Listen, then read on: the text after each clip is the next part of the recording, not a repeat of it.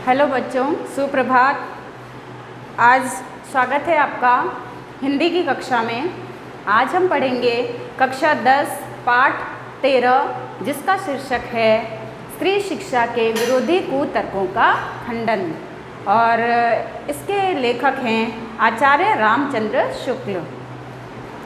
तो हमने इस पाठ की शुरुआत कर ली थी पिछले वीडियो के दौरान, और उसमें हमने पढ़ा था कि स्त्री शिक्षा के विरोध में जो लोग अपने कुतर्क प्रस्तुत करते हैं, तो वे अपने कुतर्क में स्त्री शिक्षा के बारे में क्या राय रखते हैं, क्या विचार रखते हैं।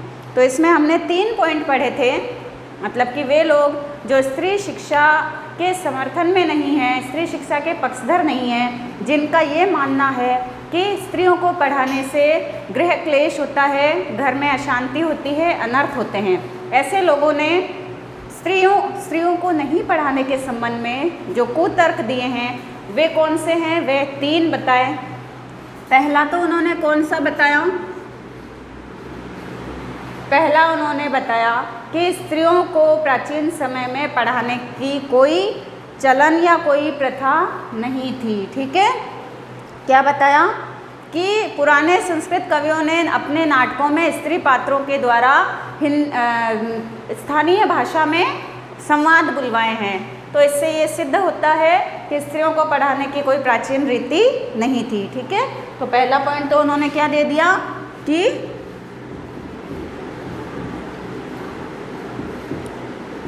स्त्रियों को पढ़ाने की कोई नियमबद्ध प्रणाली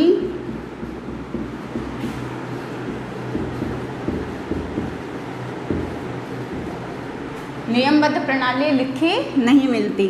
ठीक है,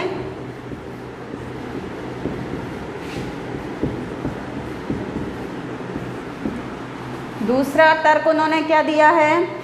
दूसरा तर्क उन्होंने दिया है कि स्त्रियों को पढ़ाने से अनर्थ होते हैं। इसका उदाहरण भी उन्होंने दिया है कि शकुंतला कम पढ़ी लिखी थी, लेकिन कम पढ़े लिखे होने पर भी एक छोटा सा श्लोक उसने लिखा, उसी में उसने अनर्थ कर डाला था। ठीक है, तो दूसरा कि मतलब कम पढ़ी लिखी स्त्री भी समाज के लिए ठीक नहीं है। तो दूसरा क्या है? उन्होंने दूसरा तर्क दिया है कि स्त्रियों को पढ़ाने से अनर्थ होते हैं। स्त्रियों को पढ़ाने से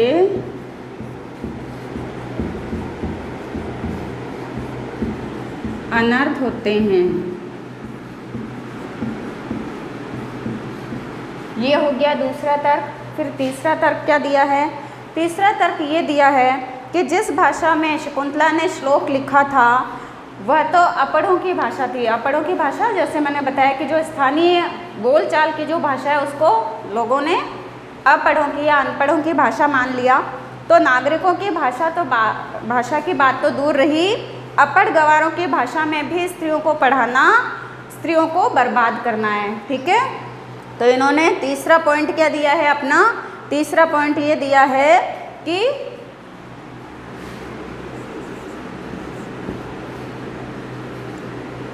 स्थानीय या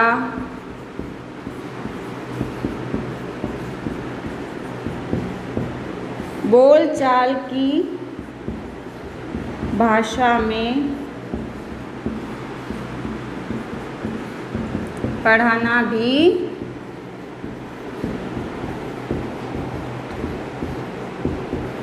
स्त्रियों को बर्बाद करना है।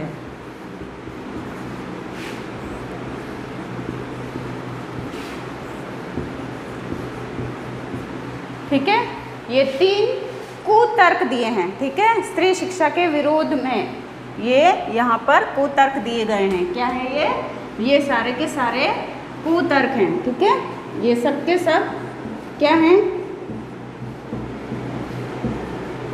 ये कुतर्क है। ठीक है, अब चलिए हम आगे बढ़ते हैं।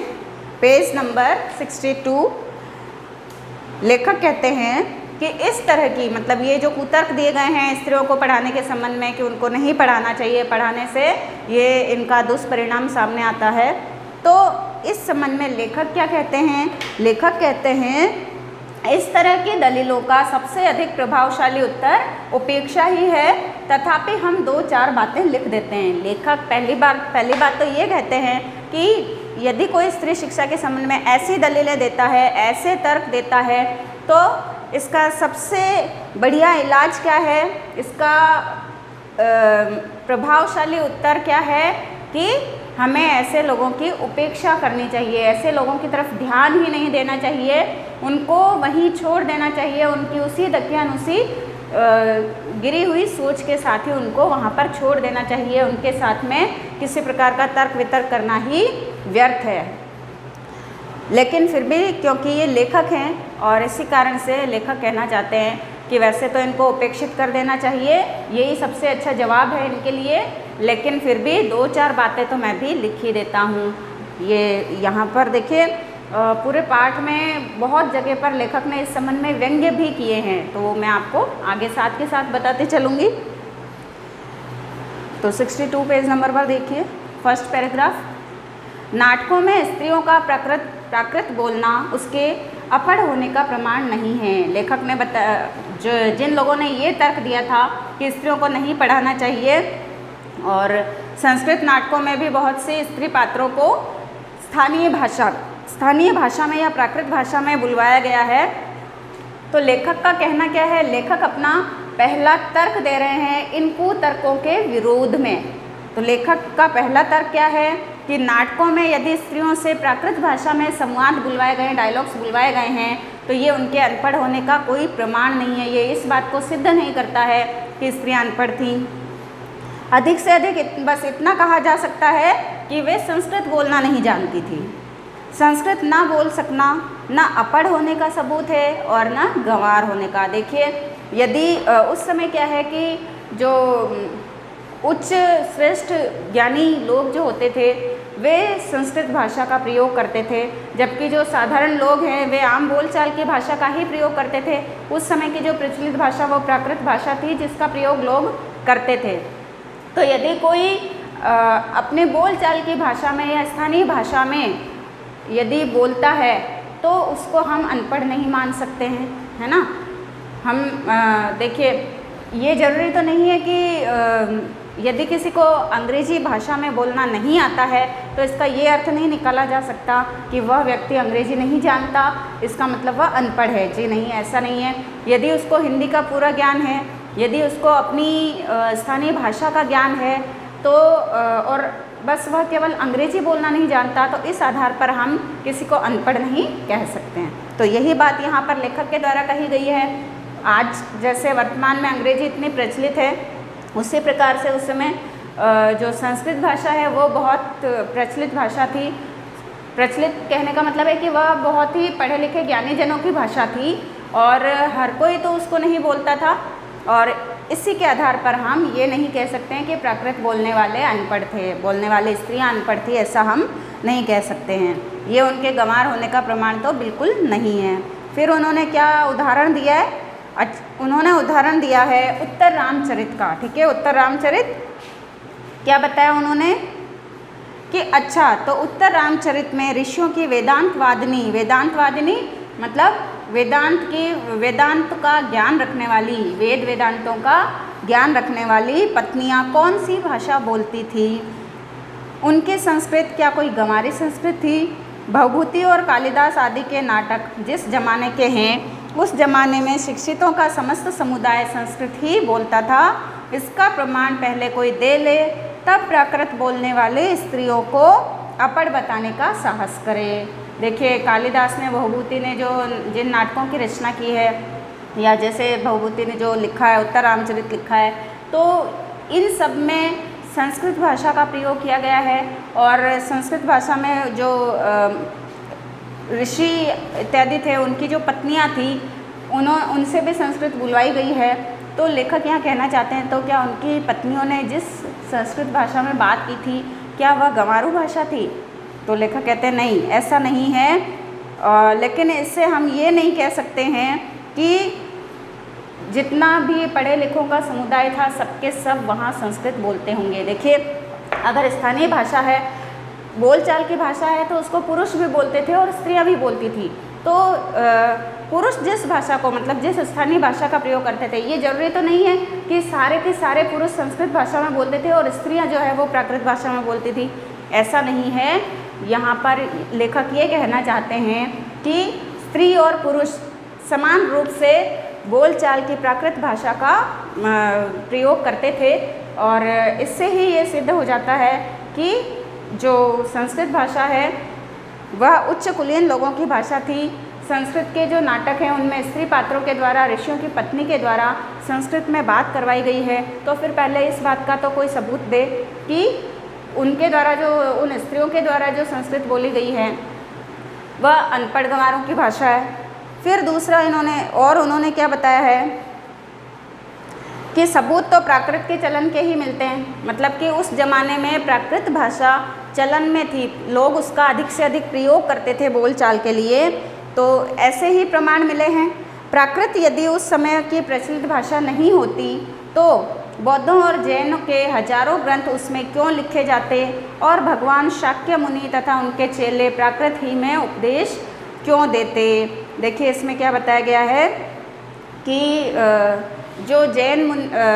जो बौद्ध और जैन धर्म ग्रंथ लिखे गए हैं, तो चाहे वो भगवान महावीर ने लिखे हैं, चाहे भगवान बुद्ध ने लिखे हैं, उनके शिष्यों ने लिखे हैं, तो उनके द्वारा दिए गए जो सारे उपदेश हैं वे उस समय के हमें प्राकृत भाषा में ही प्राप्त होते हैं। उनके द्वारा जो लिखे गए ग्रंथ हैं वे हमें प्राकृत भाषा में प्राप्त होते हैं। तो इसका मतलब ये हो गया कि जो महावीर स्वामी थे या फिर जो भगवान बुद्ध थे या उनके जो अनुयायी थे, उनके जो शिष्य थे, वे सभी क्या अनपढ़ थे? जी नहीं, ऐसा नहीं कहा जा सकता है। और फिर उन्होंने क्या बताया कि इससे तो मतलब एक ही बात सामने आती है।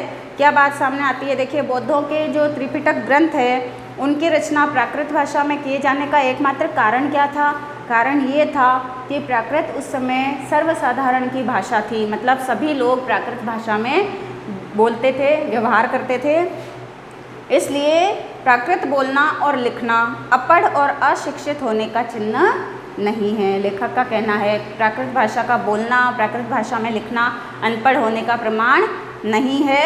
जिन पंडितों ने, अब देखिए बहुत सारे ऐसे ग्रंथ हैं जिनको आज भी प्रामाणिक, जिनको आज भी माना जाता है, बहुत प्रशंसित ग्रंथ हैं, तो वे भी प्राकृत भाषा में या उस समय की स्थानीय भाषा में लिखे गए हैं।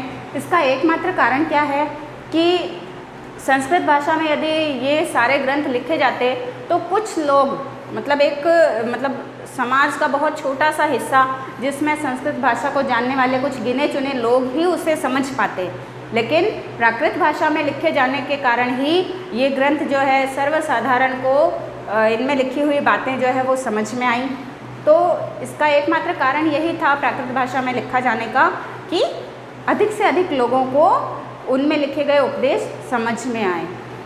तो इससे हम ये नहीं कह सकते कि वे लोग गंवार हैं, प्राकृत बोलने वाले गंवार हैं, ऐसा हम नहीं कह सकते हैं। जिन पंडितों ने गाथा सप्तशती, सेतुबंध महाकाव्य और कुमारपाल चरित आदि प्राकृत ग्रंथ में लिखे हैं, वे यदि अनपढ़ और गंवार थे तो हिंदी के प्रसिद्ध से भी प्रसिद्ध अखबार का संपादक इस जमाने में अपढ़ और गंवार कहा जा सकता है। देखिए, यदि उस जमाने में बोलचाल की भाषा में ग्रंथ लिखे गए हैं तो उन ग्रंथों को लिखने वाले जो हैं उनको हम यदि अनपढ़ समझते हैं, गंवार समझते हैं, तो फिर आज के समय में आप देखते हैं कि जो समाचार पत्र छपते हैं, अखबार वगैरह छपते हैं, वे स्थानीय भाषा में छपते हैं, ठीक है, हिंदी भाषा में भी छपते हैं, तो इसके साथ ही राजस्थानी भाषा में भी छपते हैं, क्षेत्रीय भाषाओं में छपते हैं, कन्नड़, मराठी, तेलुगु, अलग अलग भाषाओं में ये अखबार छपते हैं।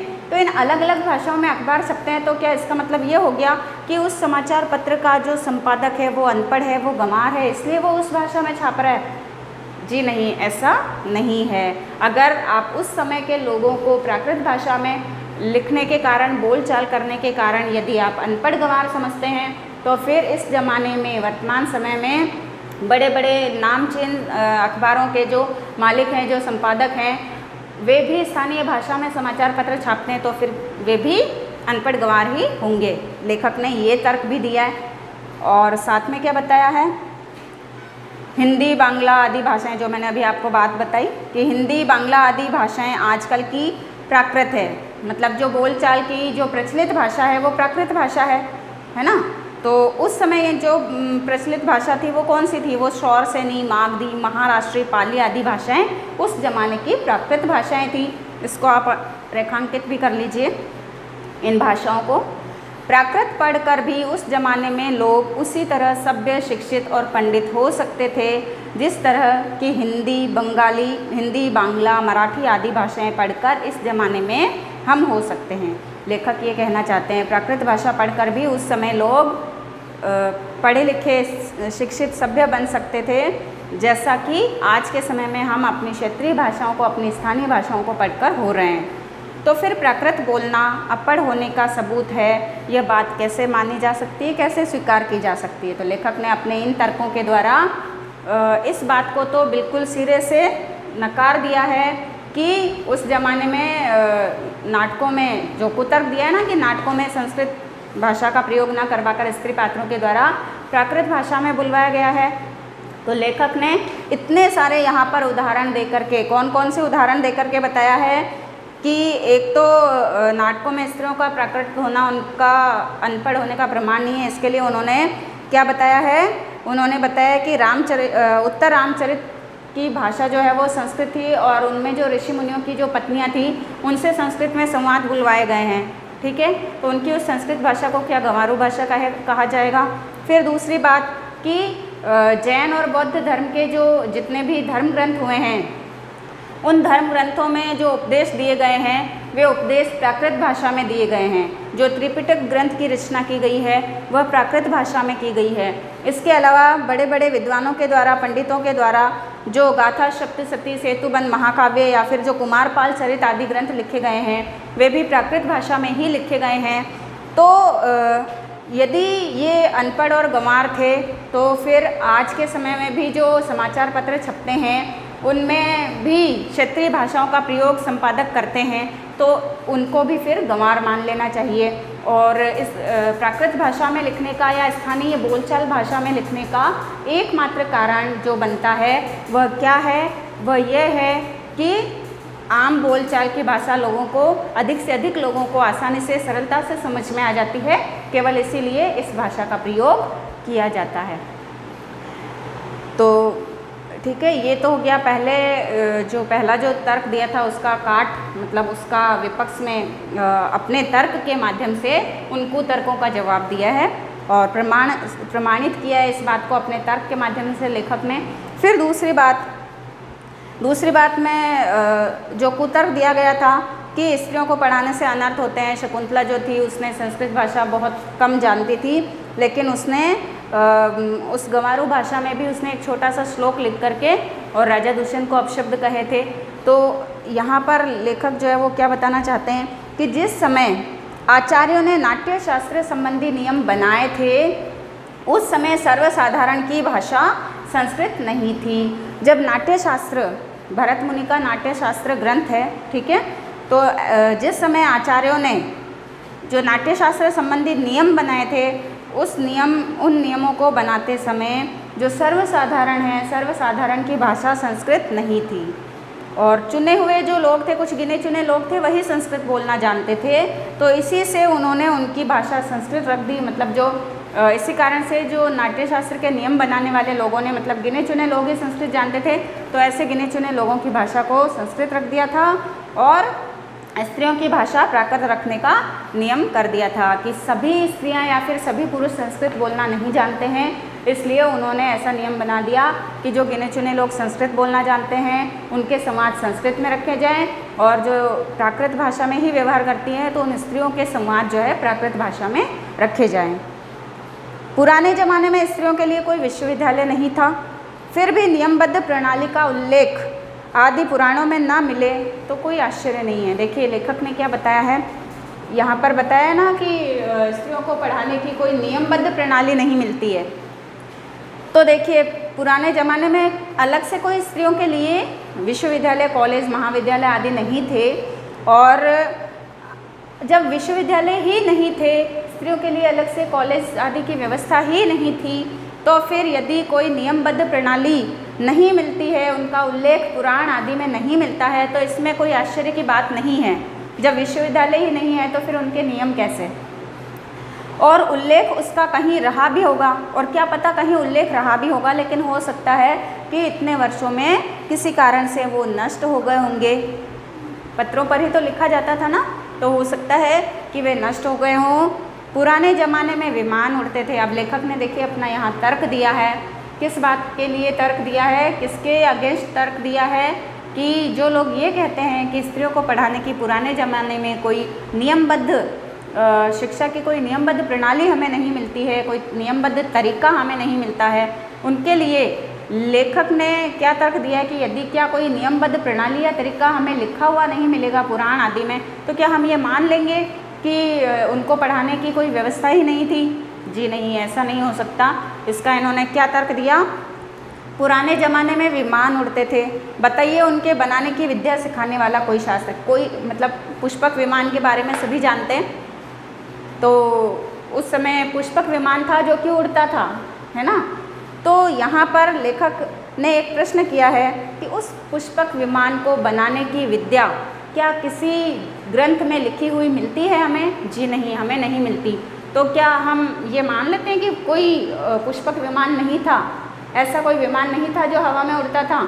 जी नहीं, हम आज भी तो उतने ही विश्वास के साथ में उस बात को स्वीकार करते हैं कि कोई पुष्पक विमान था जो प्राचीन समय में उड़ता था। इस बात को हम स्वीकार करते हैं ना, भले ही उसके बारे में हमें विमान बनाने की कोई विधि लिखी हुई नहीं मिलती है। और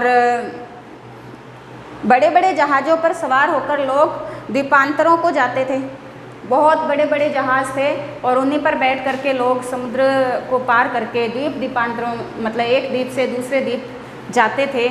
तो दिखाइए जहाज़ बनाने की कोई नियमबद्ध प्रणाली के दर्शन ग्रंथ, ऐसे कोई दर्शन ग्रंथ मिलते हैं जिनमें इतने बड़े बड़े जहाज़ों को बनाने की कोई नियमबद्ध विधि लिखी गई है? जी नहीं, हमें आज तक ऐसी कोई विधि नहीं मिली है। तो क्या हम ये इस बात को नकार देंगे, इस बात को स्वीकार नहीं करेंगे कि ऐसे कोई जहाज़ थे जिनके द्वारा एक देश से दूसरे देश, एक द्वीप से दूसरे देश जाया जाता था?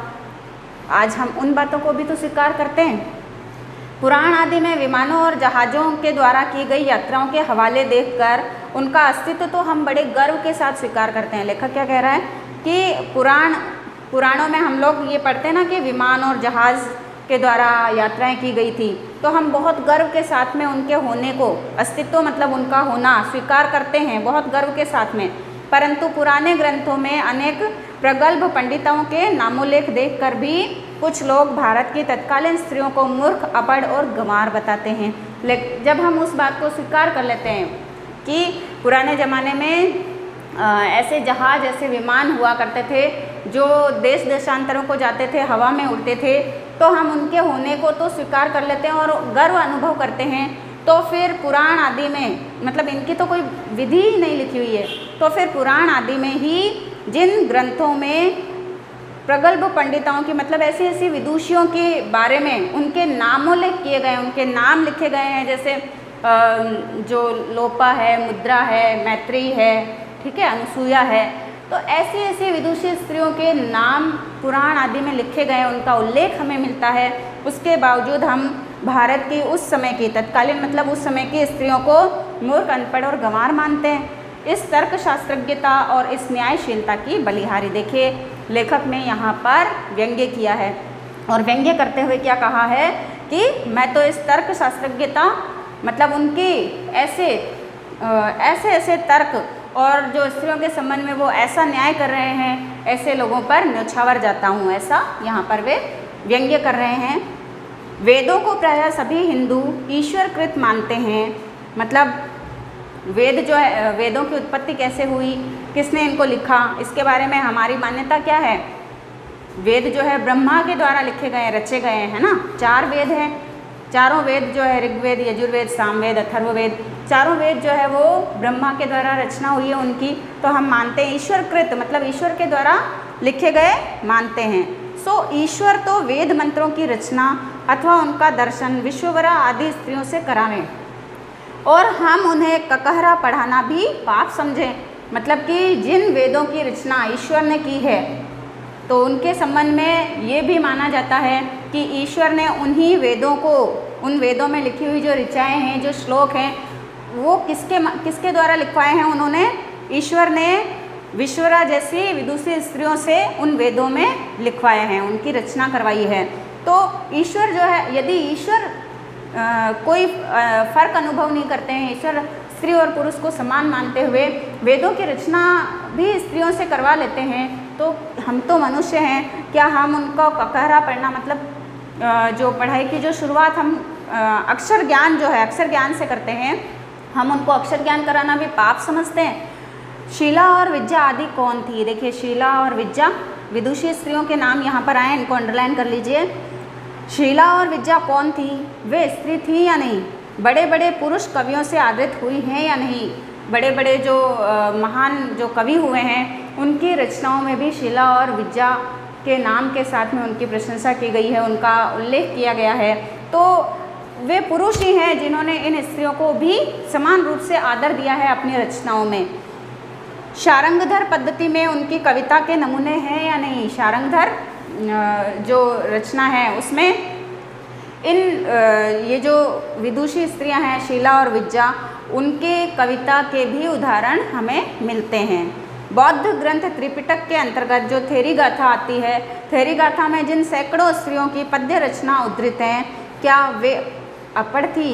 लेखक और यहाँ पर तर्क देते हुए क्या कहते हैं कि जो बौद्ध धर्म ग्रंथ है त्रिपिटक में जो थेरी गाथा लिखी गई है, भगवान बुद्ध से संबंधित जो जातक कथाएं लिखी गई हैं, उनमें सैकड़ों स्त्रियों की कविताएं, पद्य रचनाएं, पंक्तियां, काव्य पंक्तियां हमें पढ़ने के लिए मिलती है।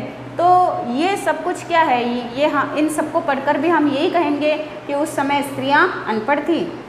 नहीं, ऐसा नहीं है। जिस भारत में कुमारिकाओं को चित्र बनाने, नाचने, गाने, बजाने, फूल चुनने, हार गूंथने, पैर मलने तक की कला सीखने की आज्ञा थी, उनको लिखने पढ़ने की आज्ञा न थी।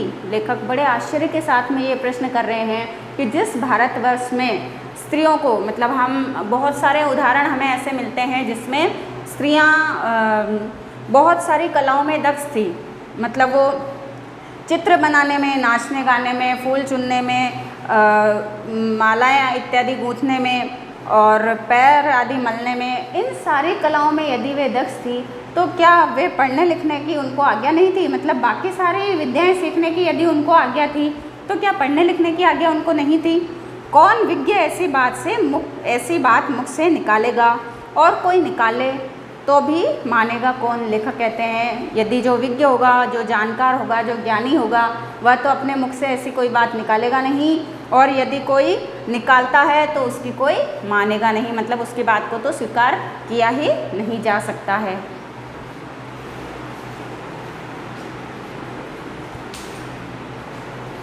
तो बच्चों, आज के लिए हम इतना ही पढ़ेंगे।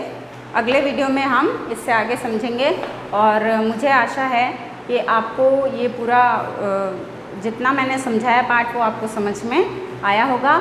देखिए, मैं जो भी आपको पाठ पढ़ाती हूँ या समझाती हूँ, आप उस पाठ को एक बार पूरा रीड कर लीजिए। तो जब पहले से आपके वो पाठ रीड किया हुआ होगा तो आपको उसको समझने में और भी आसानी रहेगी। तो आज की कक्षा हम यहीं समाप्त करते हैं। हाँ, एक बात और, ये जो पाठ है, इस पाठ में आचार्य रामचंद्र शुक्ल का जीवन परिचय और जो शब्दार्थ दिए गए हैं वे आपको पूरे करने हैं। ठीक है, ये आपका होमवर्क है। तो आज की कक्षा यहीं समाप्त करते हैं। आपका दिन शुभ हो। धन्यवाद।